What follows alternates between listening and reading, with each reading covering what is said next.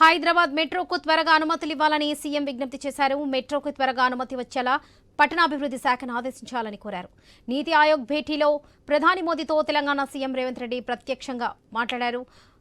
Triple R ఉత్తర భాగానికి దక్షిణ భాగానికి ఒకేసారి ఆర్థిక మంత్రివర్గ అనుమతులు ఇవ్వాలని కోరారు.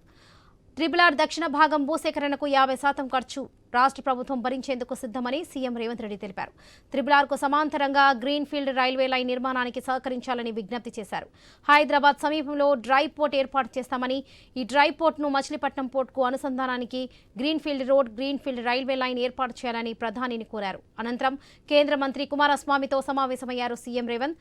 హైదరాబాద్కు మరో 800 ఈవీ బస్సులు కేటాయించాలని విజ్ఞప్తి చేశారు. ఆర్టీసీ డ్రైవర్లు, మెకానిక్లు బస్ నిర్వహణ చూసేలా హైబ్రిడ్ బీసీసీ మోడల్ను పరిగణనలోకి తీసుకోవాలని కేంద్ర మంత్రికి సీఎం సూచించారు. ప్రస్తుతం ఉన్న డీజిల్ బస్సులకు రెట్రో ఫిట్మెంట్ అవకాశం కల్పించాలని కేంద్ర మంత్రికి ముఖ్యమంత్రి విజ్ఞప్తి చేశారు.